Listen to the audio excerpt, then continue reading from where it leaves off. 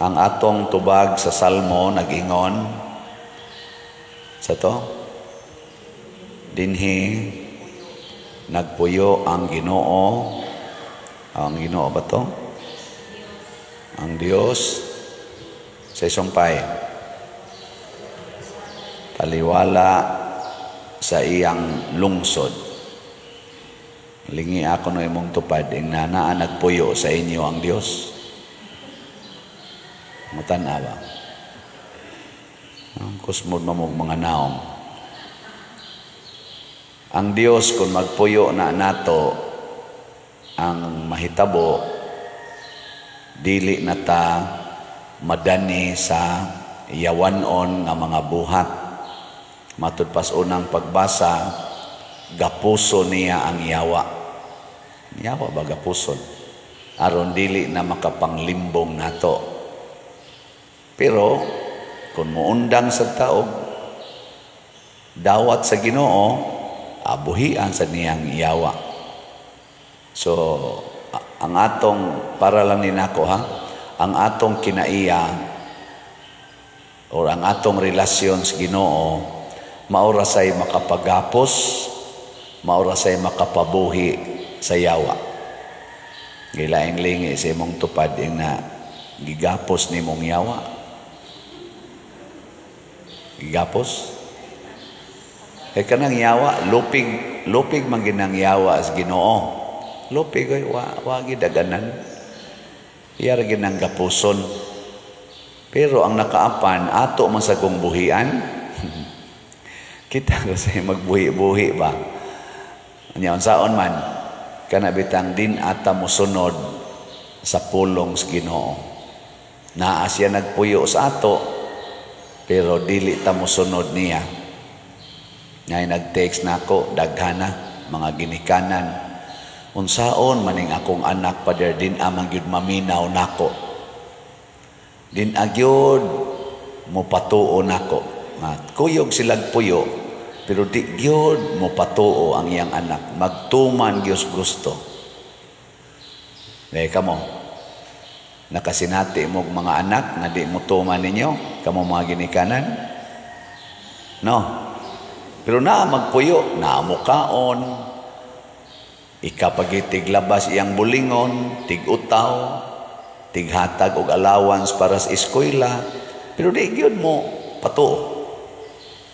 Mauna atong kinaiya, og maunay signal nga ato nang gibuhian ang yawa. Gusto nimong gapuson ang yawa, pugsa ang imong kaugalingon nga mosunod sa pulong sa Ginoo.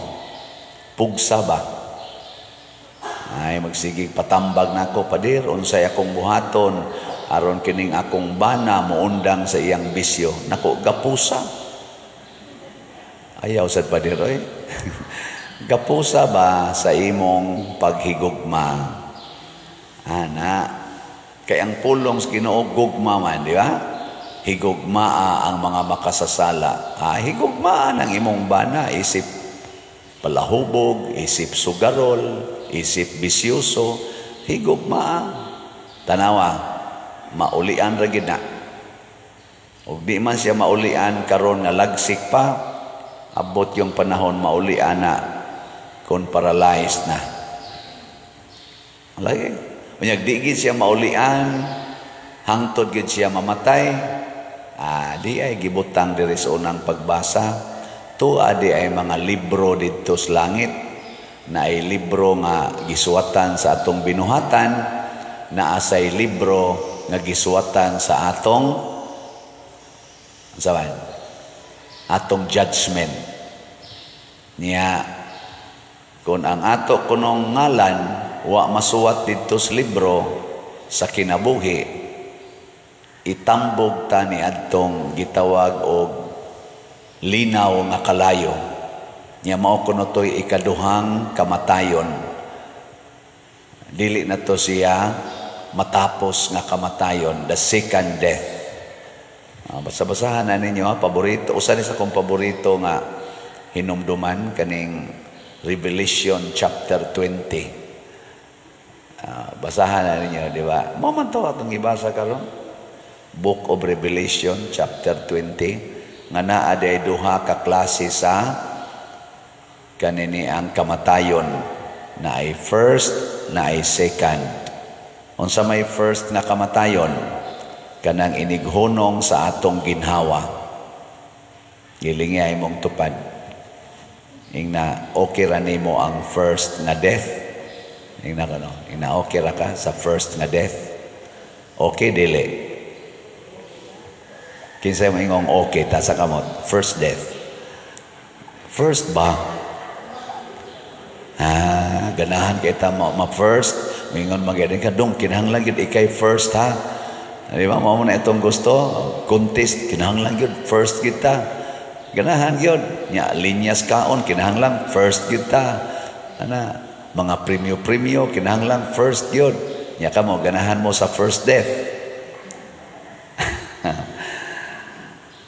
Kinsay ganahan sa second death? Second. Istorya. Abi ninyo, unsay hinungdan nga maimpierno ta, maadto ta sa second death, kay mahadlok ta sa first death. Mahadlok ganita sa first death, pasabot, padong na ka sa second death. Kada bang mahadlok kang masakit, mahadlok kang masakitan, mahadlok kang mamatay, kana padong nagyugaana sa second death. Pero kanang tao nga mudawat sa iyang sakit, mudawat sa iyang kasakit, mudawat sa iyang kamatayon dinhis kalibutan, kana padong na sa katong gitawag sa second life, an eternal life, nga matod pa diri nagilak-gilak nga syudad, ang bag-ong Jerusalem. Gilak sa tigibutang din nakita ko sab nga mikunsad gikan sa langit ang balaang syudad, ang bag-ong Jerusalem nga gikan sa Dios, nga sama sa kaslunong babae nga andam na sa pagsugat sa iyang pamanhunon. Mao na siya ang kanindot sa second life. Kani dinhi first life man ni siya. Ang second life tuwa dito sa inikahuman sa atong first life. Nya kinsa ray mabutang dito, masulod kana ra kunungan nga nasuwat ang iyang ngalan sa basahon sa kinabuhi. Sa akong paminaw, inikamatay nato, automatic na adayoy summary or judgment sa atong kinabuhi. Ikamatay gid ba kana ini first death, kanang mawa na atong ginhawa, na adayoy judgment. Nya gisuwat na dito, wala na deliberation kaysa na katanang tao sa kalibutan, hukman kadugay kang mahuman. Wala na deliberation. Ini kamatay na to, automatic, by virtue of God's almighty power, automatic, doon na dayo'y judgment. Nya unsa may judgment? Nasuwat ba or wa masuwat ang atongan sa basahon sa kinabuhi, katong ikaduhang basahon. Muna inig atubang nato dito, igo ra nang moana ang Ginoo, Pope Waisiano. Ambak dayon sa second death. Pag-ana, naamay Dani. So nga to. Nya mo lingi dis Dani. Ngano man to si Padersiano man to masud nga sige matog pamaligyag slat. Sige man tog himog mga balay. Tukod patog kumbinto. Dayon tong mingo dito ang kuan dito. Mailhan man na diri sa katong mga libro, tuaman ang record sa iyang binuhatan. Giukab din dito. Pag ukab dito sus ang katapusan di ay nangasaba man dayong Dani. Nangasabang Dani. Mao to nga namatay gikan nangasaba. Kana raman sa ilhan sa Ginoo, kay ang atong katapusang buhat sa dili pa ta mamatay, mao may iyang tan-awon. Muna diri sa atong ebanghelyo ning ingon gyud diri nga timan-i kini. Timan-i ba mga timailhan? Sana hinumdumi ninyo ang kahoyng igira. Pasabot, hinumdumi nga kung mahitabo na ning mga butang ay ang gihisgutan, hapit na moabot nato ang katapusan. Ug unsa man ning mga hitabua, gubat, kagutom, kasamok, kaning mga sakit, mga kamatay, nana ba naron? Wa pa. O sa to paduol na. Nya kay duol naman, magmatngo na ta, hunongo na ang mga sala. Munang hangyo taon ta sa ato mga leaders kalibutan karon, sige lang yapong away, sige lang yapong kanang inilugay, hapit na oy, duol na kaayo. Nya sa ato sang personal nga kinabuhi, na nagani kay kasakit o mga sakit sa imong lawas o sa imong kinabuhi, pasabot, duol na sad ka. Di ba? Apa na natin, ka na maglisod na kagnaog sagdanan nga di manggunit. Ang sama na? Ang sa'y pasabot, ana? Duol na. Ay napagsig pangandoy nga. Ginoo, ayuha in taon ko. Pangandam na, kay duol na. Nana ang kasakit. Nangatod pa ni Kristo, mapawong ng adlaw. Nga ikaw di na sa kakabasa o guway ang tsuhos. Sa to pa, naghinay-hinay nagkapawong. Di nakakailas naong sa imong ikaatubang. Magsige na kayong kinsa gani ka. Nya usahay, di nakakadungog. Di nakaklarog kadungog. Sa to pa, duol na. Di ba? Nya magsige pa yung pangandoy, Ginoo, ayuha in taong akong mata. Ginoo, ayuha akong dunggan. Ayaw na. Mga timailhan na nga hapit na. Di ba? Sa una may makikagpangdungog. Kita kas imong buhok, mga timailhan man na, ni uban na, imong naong, nangunot na, inikatawa ni mo sa una, nindot kay kag-aping, karon ikatawa ni mo, kuyos na kay kag-aping. Ba, inighangad ni mo sa una, sinaw ra kag-agtang, karon igana ni mo, kunot na pertindaghana. Mga signal man na, nga nalaos na, nilaos na ba, kanang matod pa dire, nangalaya na, wa naman na lingsing.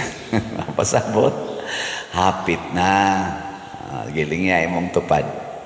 Ingna, wa pa ka malaos. Ingna pa mga laos niya. Sugod nagkalaos, hapit na.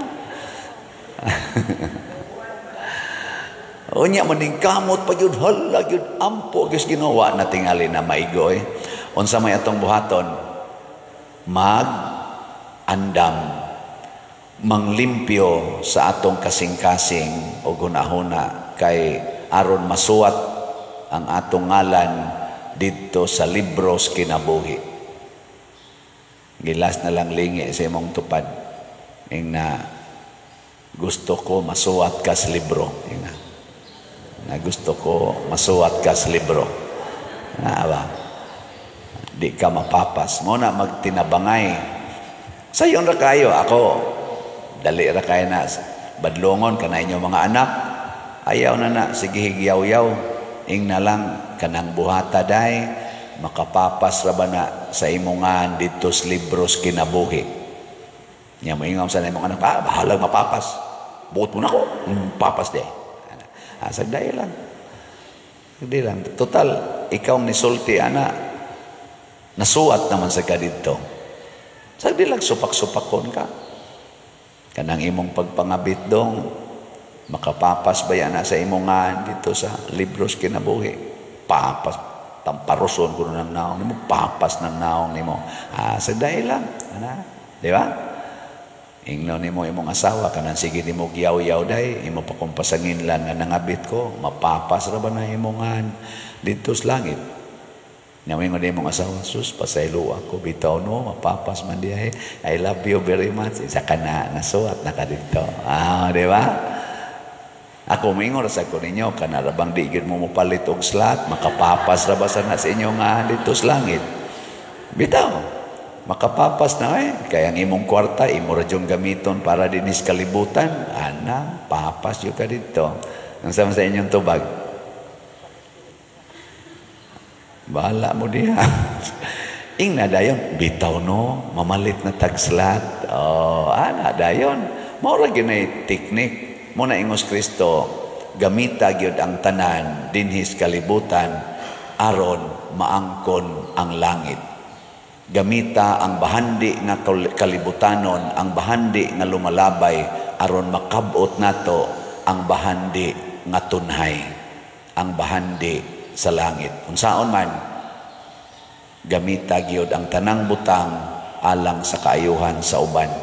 Muna kini akong pagpamaligyag sa lahat dinhi, di gini pag-pressure ninyo.